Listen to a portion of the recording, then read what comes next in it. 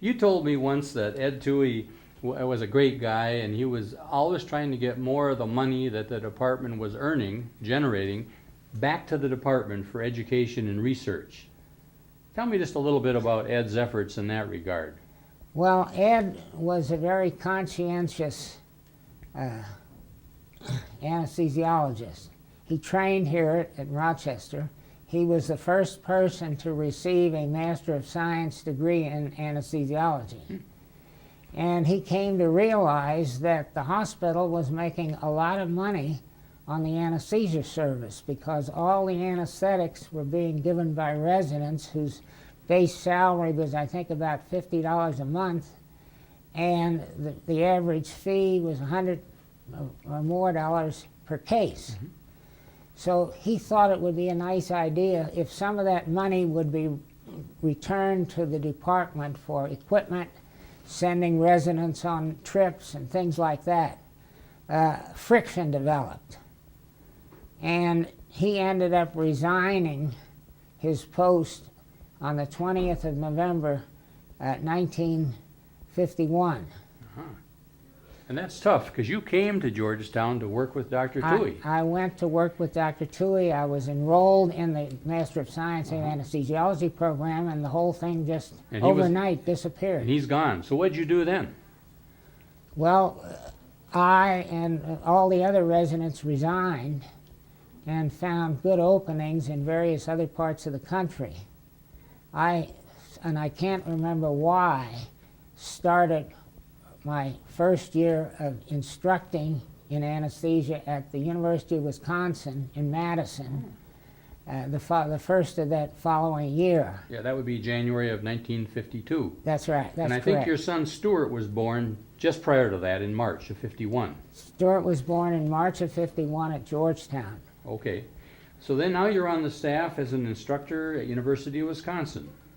Yes, and Noel Gillespie and Sidney Orth and Milton Marmer. No, I'm sorry, no. I got a mental blank. A couple of the others, staff members.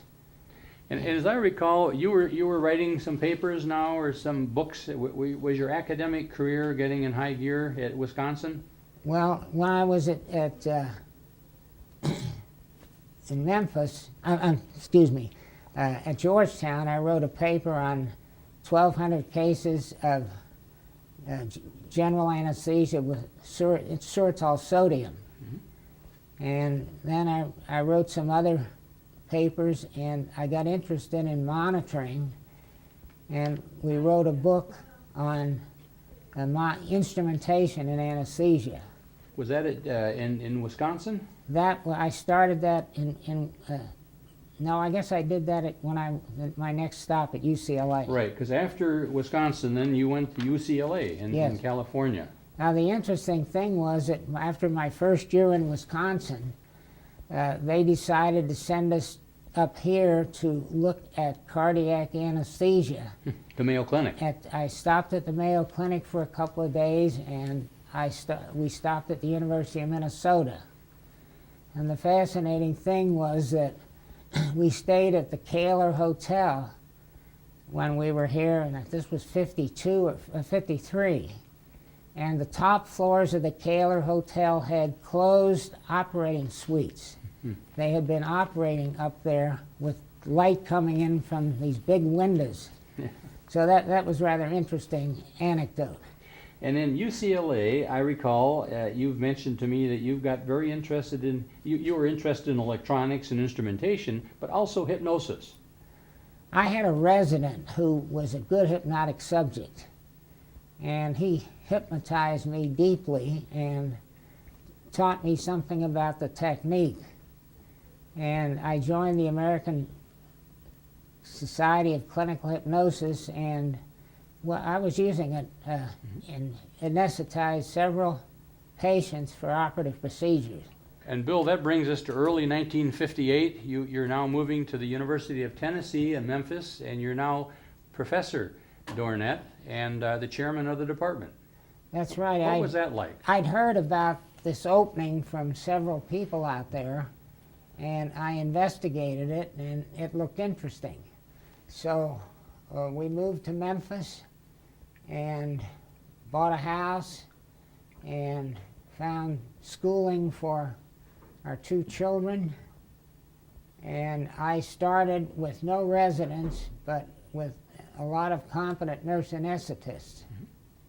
And you were starting to write articles and books more now, I think, in Tennessee.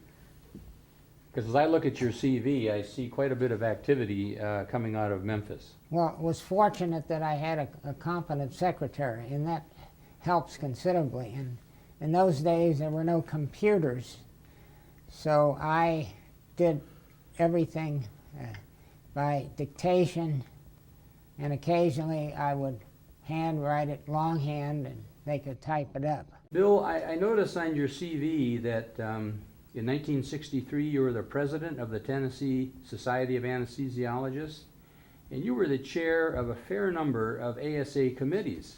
I'm seeing Committee on Hospital Planning for the ASA, chairman the Technical Committee of Hypobaric Systems of the National Fire Prevention Association. And around the same time, you were the chair of the section of clinical care for the American Society of Anesthesiologists.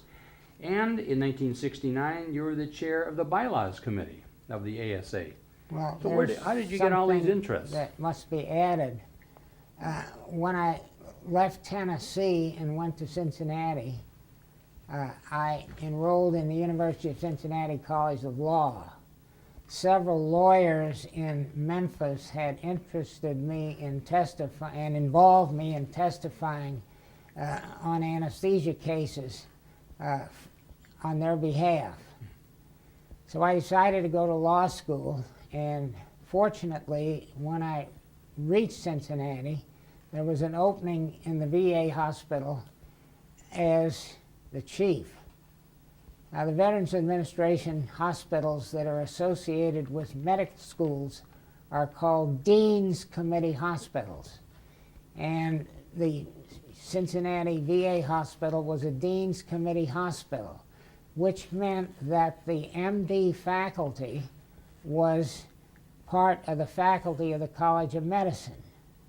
So I had a position in an associate professorship in anesthesiology at the College of Medicine, which made me eligible as a faculty member for free tuition in law school.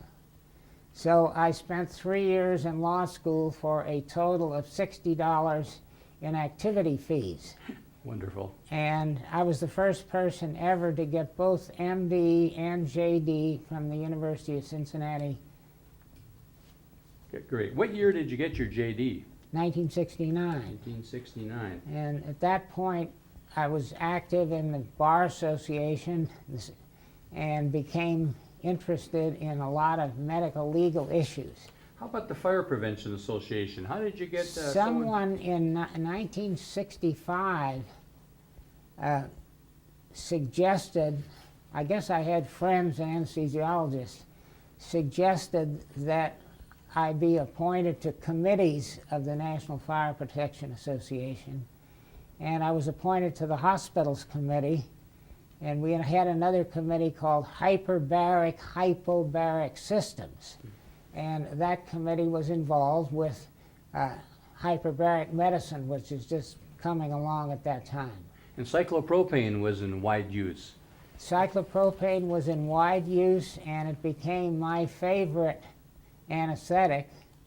And of course, the Hospitals Committee eventually split up, and the Committee on Inhalation Anesthetics was formed. Okay. And I became chair of it. As I recall, I haven't used cyclopropane, but I remember there were a lot of problems with fires and explosions. Maybe not a lot of problems, but there were problems. Yes. And you had a role in trying to sort those out. We sorted them out and created safety standards and safe practices, which made cyclopropane a safe as well as effective drug.